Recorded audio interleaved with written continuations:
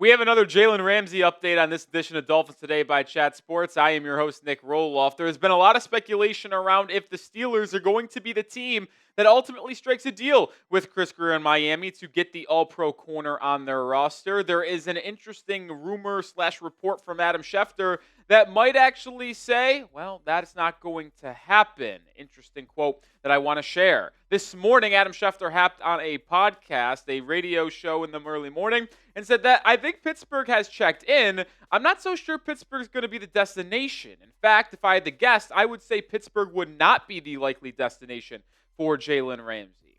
This is a very interesting kind of report here because we've seen a back and forth now from other reporters out there saying that Pittsburgh is interested. You have the internet buzz that Ramsey has liked Instagram pictures of Steelers posts and working out at UCLA where Aaron Rodgers and DK Metcalf are working out. And it's like, well, maybe they are actually going to be interested in Jalen Ramsey. We'll talk more about everything surrounding the trade for the corner here in a second. But, hey, I want to show a guy some love here. It's Bradley Chubb's birthday. Shout out to the astronaut. Shout out Chubb.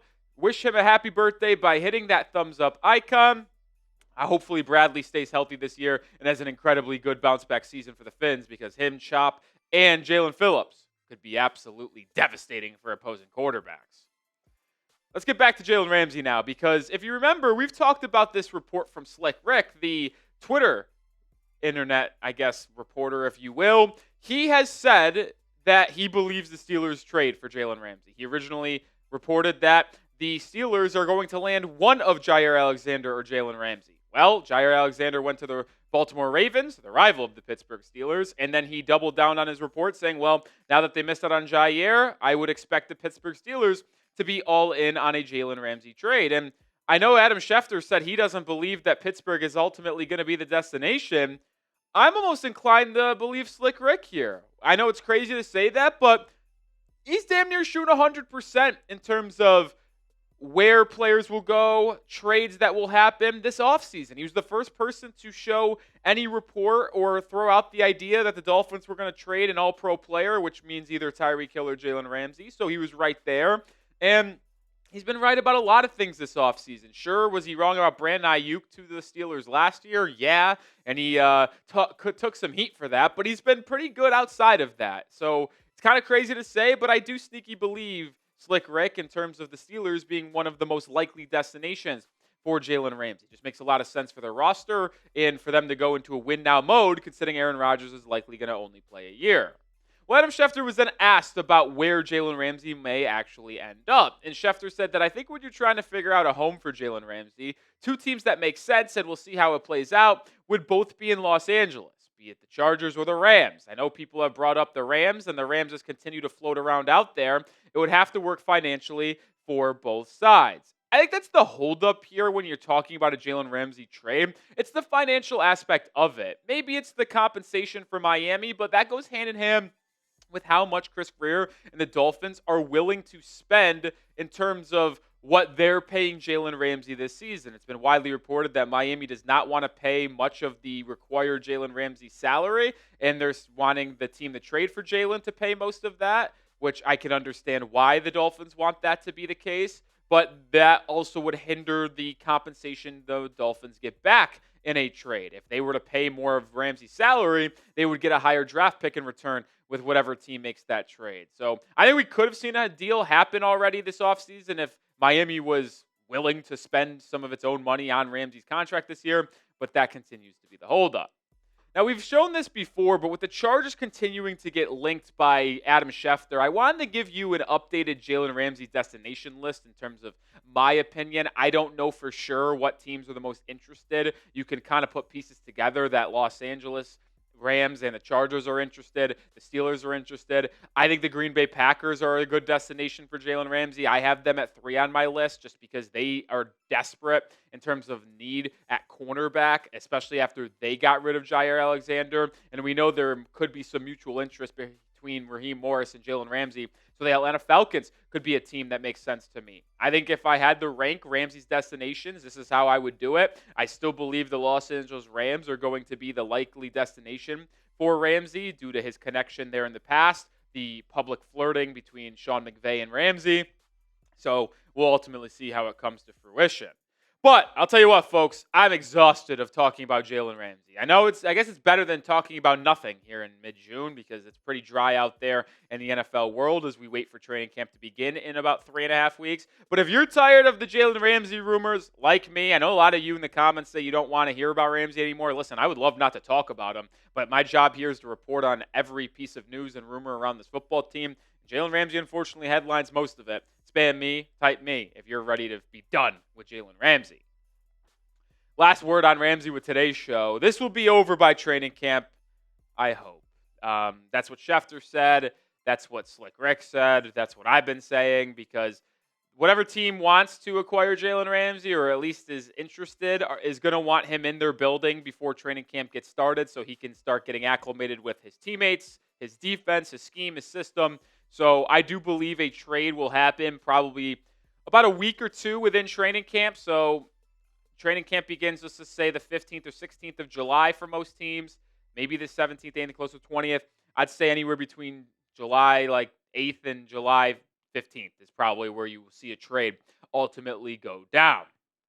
All right, let's segue now. Interesting storyline on Dolphins Twitter for a variety of reasons. Did Kendall Lamm disrespect the Miami Dolphins? Well, I don't think he did, and I'll explain why here in a second. But this quote has been circulating around Dolphins Twitter. Some people wrote articles about it because there was a tweet that went out that says Kendall Lamm on the Eagles and then credited ESPN. Well, the quote was this: I understand why the Eagles reached 2 Super Bowls in 3 years. Players are never late, never toxic. And after every practice, the room spends 15 minutes sharing personal struggles to stay mentally sharp, something I never got with the Dolphins. And a lot of people took issue with this and talked about it on Twitter. As it's like, wow, Kendall Lamm really feels much better about the Eagles organization than the Miami Dolphins. And my initial reaction is, honestly, I can't even be mad. The Eagles have been to multiple Super Bowls within the last 5 years and are the recent NFL champions. But with all of this being said, this quote is allegedly fake. There's a lot of buzz out there that Kendall Lamm has been sent that quote, and he said, I never said that. And when the original quote was reported to ESPN, there was no ESPN article in any sort of fashion that had that quote. So it doesn't sound like Kendall Lamm actually said that around the Miami Dolphins, but it does spark a larger conversation on if the Dolphins organization needs culture change and is that happening, which is why even though the quote is fake, and I wanted to bring it up and quickly discredit it, I do want to talk about the Dolphins locker room and how things are changing here to round out today's show. But make sure you are subscribed because, hey, we'll try to make sure we are never reporting fake information like some people wrote about it out there. So if you want the latest around the Miami Dolphins news, latest rumors that is actually true, hit that sub button and join the channel today.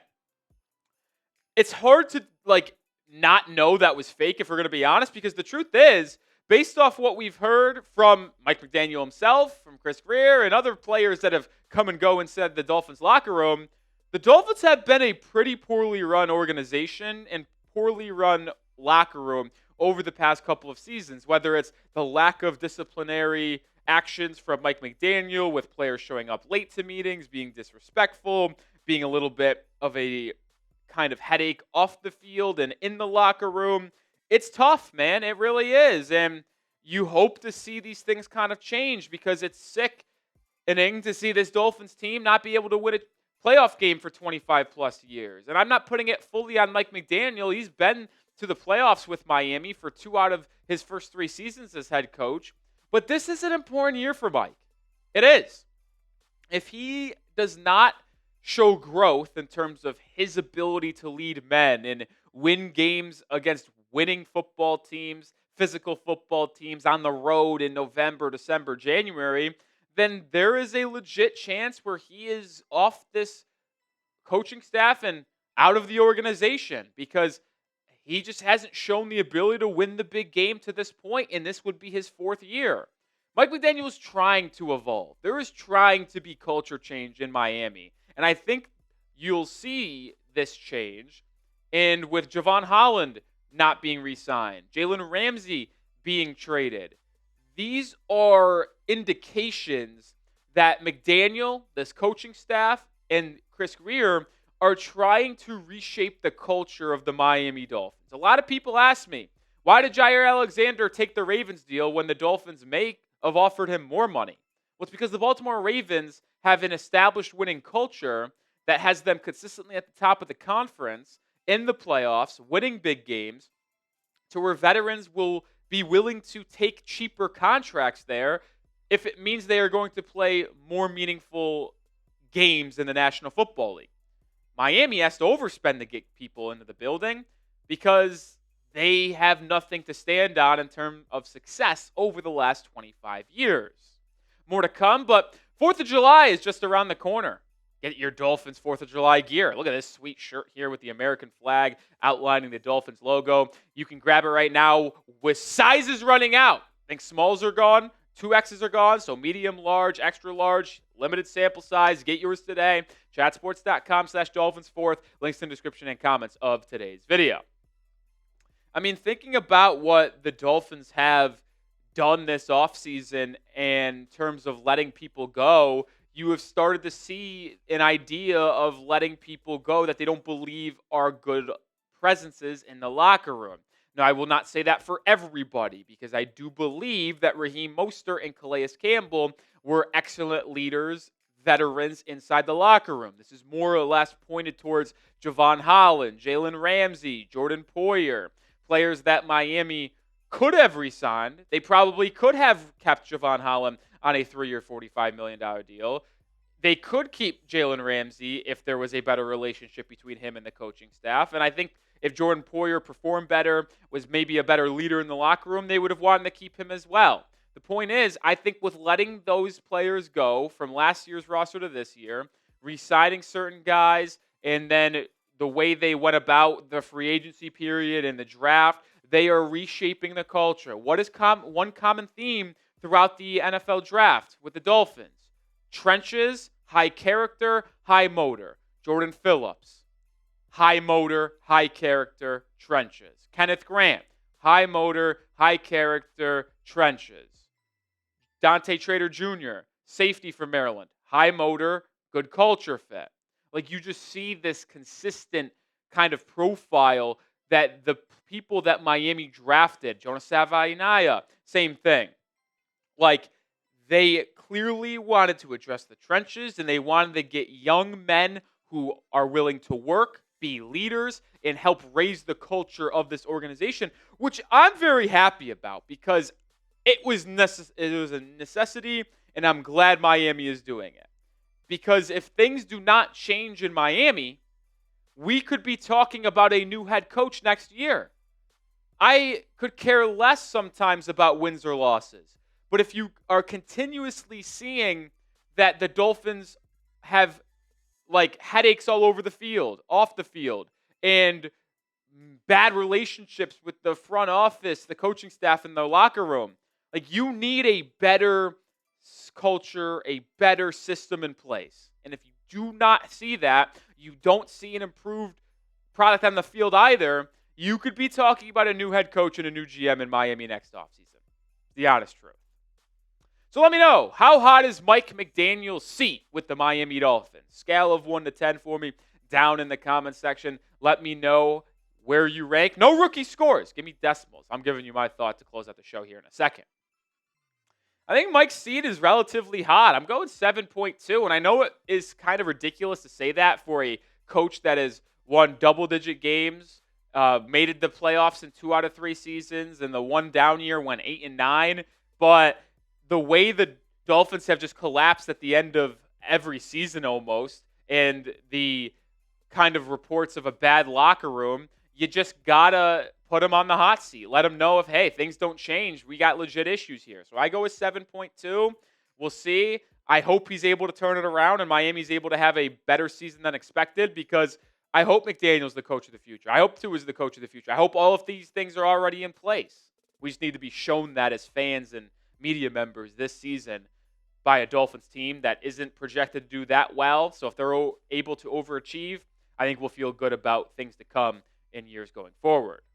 That'll do it for today's show. Like I mentioned earlier, make sure you do subscribe for continued content every single day around the Miami Dolphins. It's a blast. I love talking Fins, and hopefully y'all enjoy it as well. As always, go Fins.